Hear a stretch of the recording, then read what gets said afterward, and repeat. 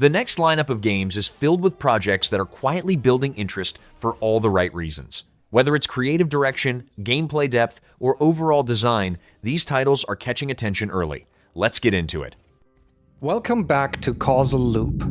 Today, we want to show you a tricky endgame puzzle, including one... Causal Loop is a narrative puzzle game where the player controls Bale, an exo-archaeologist trapped on an alien planet after a device disrupts time. The main mechanic allows recording actions and replaying them as up to 3 past versions of the character to solve puzzles.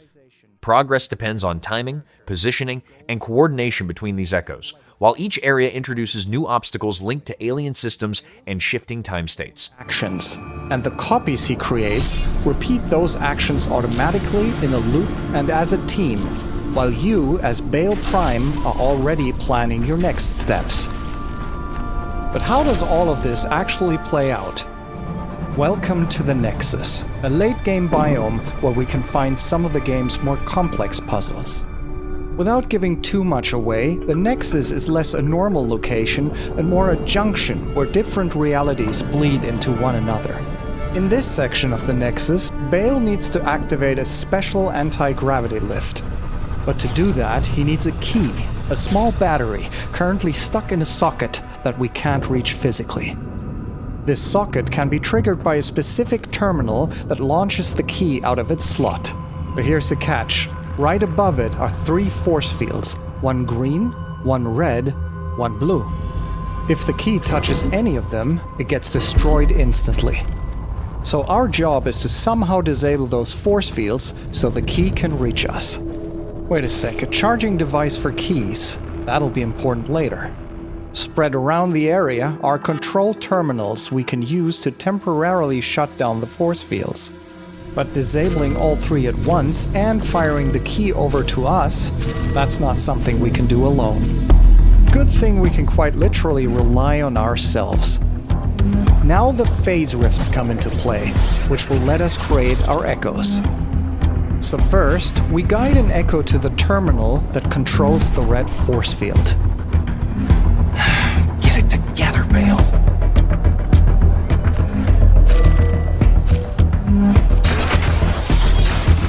Good. Our echo now begins to loop through our recorded actions, which means the red force field is taken care of. Let's tackle the green force field next. We wait for the precise moment our first echo disables the red one, since all fields need to drop at the same time in the loop. Looking good so far. That only leaves the blue force field between us and our key.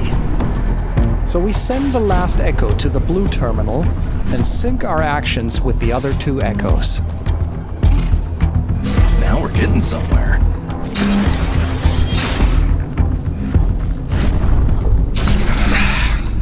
Looks like we didn't pay attention and sent our last copy straight through an echo disintegrator. We'll need to bypass that since echoes can't go through it. Here's a terminal that can disable the disintegrator for a moment, but we only have 3 echoes available. Maybe we can have the first echo handle 2 tasks in one loop. Let's try adjusting its route. We're quite lucky the other echo wasn't depending on the one we just wiped. With the new echo, we now first disable the disintegrator, and then the red force field. With the right timing, we now should get the 3rd echo safely past the disintegrator. That worked. Let's hurry so we can reach the blue terminal in time to deactivate the last force field. Nailed it!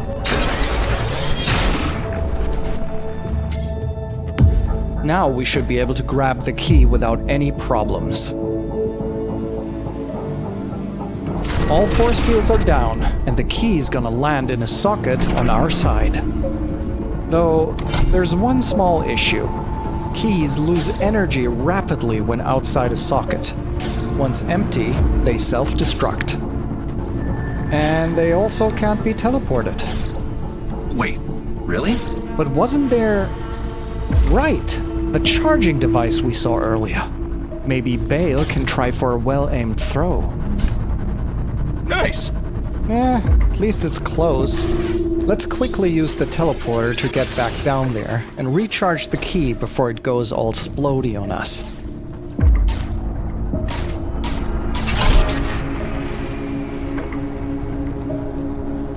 Alright, our key is fully charged. Now let's hurry back to the target socket so we can place it where we wanted it in the first place. There it is, our way out. Just like a plan. Done. The key's in the socket and the lift to the next area is now active. I wonder what's waiting for us up there.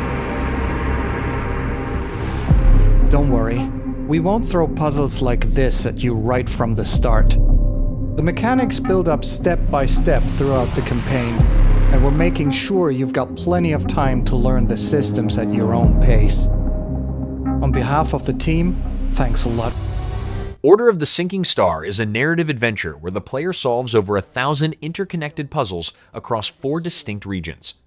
Each area introduces different rules and mechanics, which later combine to create more complex challenges. Players control multiple characters, each with unique abilities used to interact with puzzles and environments. Progress depends on understanding how systems link together, revisiting areas, and applying learned mechanics in new situations as challenges evolve. Words go to me. Skipping stones to lonely homes. I'm close to the treasure. Just a few more minutes. If you don't get back before that storm hits, we're both dead. Fuse and grow. We will it so. Who are you? And what are these? Beams. They're very useful. Watch this. Can you push a stone back across the water? That's water?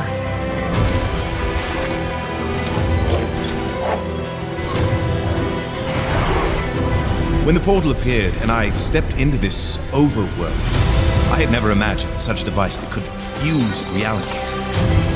Not just mashing together terrains, it weaves the very laws of nature into a composite whole. The result surprises me constantly, but who has done all this? Schrödinger's Cat Burglar is a puzzle adventure built around Mittens, a cat who gains the ability to exist in 2 places at the same time. Both versions can be controlled separately to solve puzzles, bypass obstacles, and avoid detection inside a research facility. Mechanics change based on observation, altering how movement and interaction work. Progress depends on managing both positions carefully while using timing and logic to handle each situation.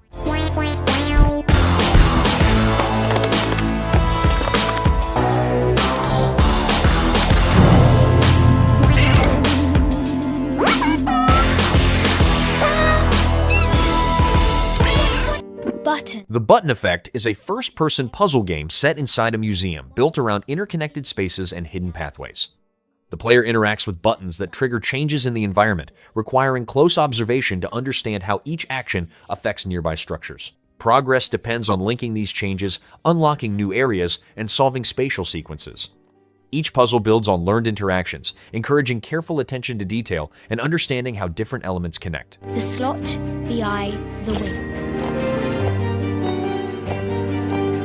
Passages through which the light falls in between.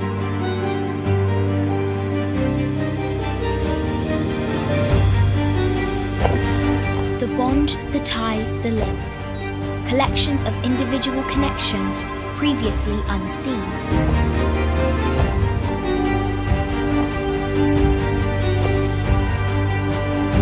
All change at any scale is significant. Screenbound is a platformer that uses both a 3D character and a 2D version shown on a handheld device at the same time. Actions in one view affect the other, but each follows different rules, creating puzzles that require switching focus and coordinating movement across both perspectives. Some objects and enemies exist in only one layer, so progress depends on timing, awareness, and using abilities to solve challenges across both dimensions.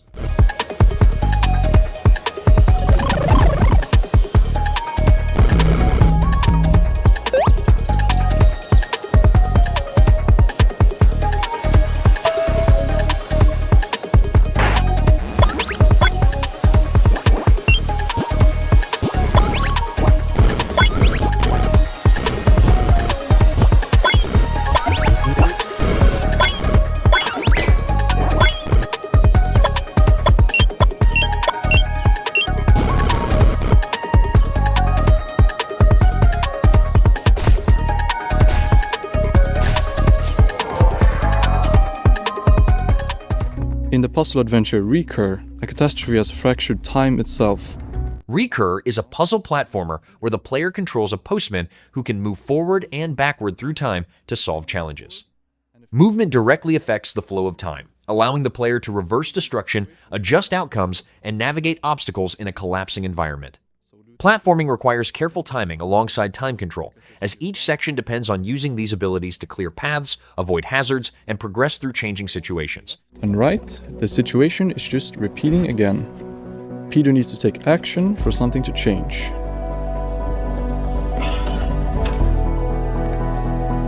So he takes the crowbar and goes back again. What happens now? Without the tool, the knockout never happened. But now the other criminal takes the zipline. So Peter just changed the outcome, but he still needs to find a different one where he can get to the zipline himself.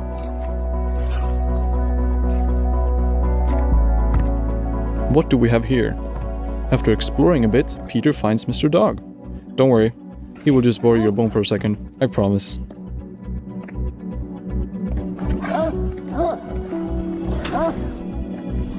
What if, instead of the crowbar, Peter puts the bone into the toolbox? He frees Mr. Dog, who is eager to get his bone back.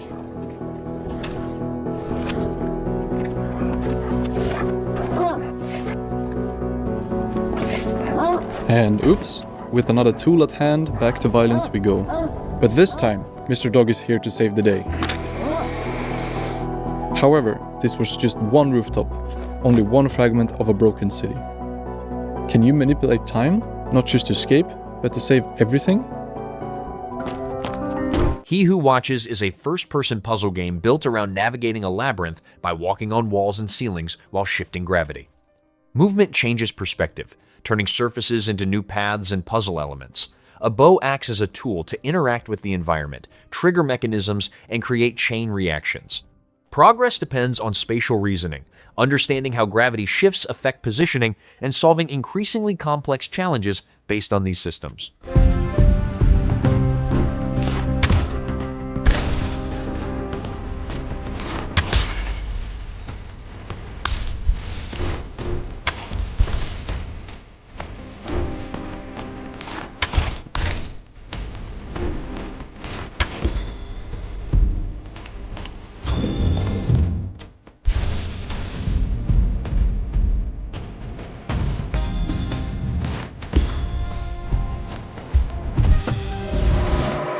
Stretchmancer is a first-person puzzle game where the player controls a character who can stretch and squash the environment to solve challenges.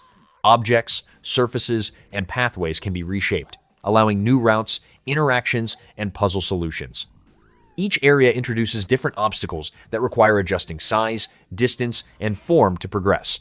Movement and problem-solving rely on understanding how these changes affect space, timing, and positioning while navigating varied scenarios. We're making past our squeezing-edge trick technology. Hey, this is a private conversation, bozo! Matcho is a first-person action game where combat is built around a real-time match 3 system. The player tags enemies, links targets of the same type, and triggers combos to deal damage. Movement includes parkour actions like dashing, wall running, and repositioning during fights. Between combat sections, the player solves puzzles and completes platforming challenges. Progress depends on combining quick decision-making with chain building and adapting to different combat situations.